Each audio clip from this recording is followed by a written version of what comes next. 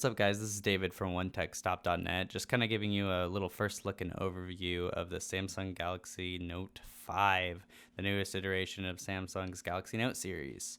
So I figured that you guys would want to look at the competition it's coming up against, which would be the Samsung Galaxy S6 Edge Plus. As you can see, they look pretty similar, minus the whole Edge thing that the Edge Plus has got going for it. The Note is definitely a little bit thicker, and that also adds to the weight. You can definitely tell the weight when you're holding it in the hand. It's going to come in at 171 grams as compared to the S6 Edge Plus's 153 grams. And those extra few grams are actually very, very evident when you're holding the phone. It feels generally more solid, and that might only be because I'm biased a little bit against the Edge. I never really found it to be a useful feature. I could see it being useful in the future, but for now, I like my phones just kind of flat. So the phone comes in with the same kind of unibody glass and metal chamfered design as the Galaxy S6. It looks very similar to the normal Galaxy S6, just bigger, of course. If you want to compare it to the Nexus 6, it's not that much smaller. It's pretty similar. You know, it comes in at 5.7 inches as compared to the Nexus 6, and it feels pretty large to most people, I suppose. Though, again, I am biased because I use the Nexus 6 every day. So, if you're going to want to see the main features of the Galaxy Note 5, the biggest draw of these devices has always been the S Pen. And this time around, Samsung's gone to put it kind of with a chamfered flow between the device, and it's very flush. So when you press down, it has this mechanism that pops it out, which you've probably heard has become relatively controversial because people are putting them in backwards and getting them stuck.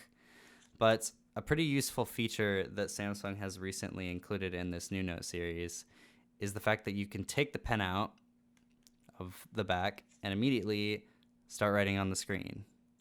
So I can just write, "Hi, I'm David." And in the past, the Note aspect of the phone has not really been that evident. But now, the fact that you can just pull out of your pocket and start writing immediately and save that note really kind of makes it a Galaxy Note. I feel like just that implementation in itself kind of makes the whole S Pen worth it. Whereas before, it just seemed like a little bit gimmicky to me. If you want to see the fingerprint reader, it's exactly the same as the Galaxy S6 and S6 Edge. It works really well. The phone opens really quick. It's pretty snappy. This phone has the best screen on any smartphone out right now. So if you're looking into pushing those pixels, then this is going to be the way to go. Opening apps is pretty darn fast. Everything kind of flashes open really quick. Got GeekHack there. There's some bloatware, but it's not terrible. Samsung's really kind of like dropped the amount of TouchWiz bloat that they had going on, so that's nice. You just got your standard AT&T apps and just a few Samsung apps. As you can see here, there's not a lot going on there. Again, the phone is very snappy. It's got vibrant colors, nice backdrops. Everything's nice. It's the Super AMOLED display with a 518 ppi pixel density. It's got that nice 2K 1440p resolution. Screen to body ratio on this thing is awesome though. It's got a really, really, really thin bezel, as you can see, and it's probably one of the thinnest outside of the S6 Edge Plus, which kind of disappears into the phone. But when you look at them comparatively, the S6 Edges might even be a tiny bit bigger on the corners than the Note 5. It's got a nice camera, 16 megapixels. Samsung always includes some really nice cameras in their device.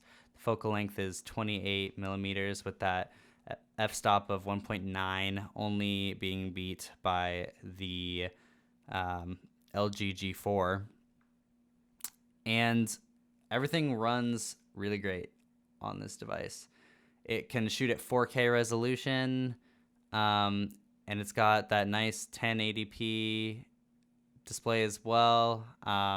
It's got continuous autofocus, digital image stabilization, video calling, everything like that.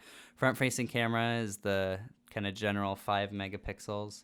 But yeah, the Exynos 7 octa-core processor really pushes those pixels really nicely. Samsung has really come a long way in making their processors a lot better than they were before. They no longer have to kind of outsource to Qualcomm for that stuff. So they're going to be a big competitor in the market pretty soon. It runs on lots of different band types, as you could tell. You know, it's got Bluetooth 4.2, uses the standard micro USB again. You know, the Galaxy Note 3, I believe, used that kind of awkward USB 1.3 or whatever it was called. I'm not really coming to mind as to what it was. But yeah, again, the biggest thing that stood out for me was really the weight of the devices.